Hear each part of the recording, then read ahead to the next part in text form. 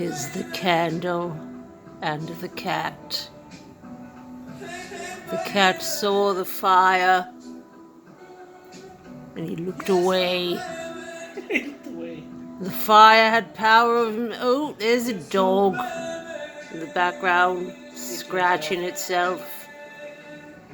But yet still the cat was beholden to the power and the hypnotic flame that led him into a past of other cats, and he looked at the dog.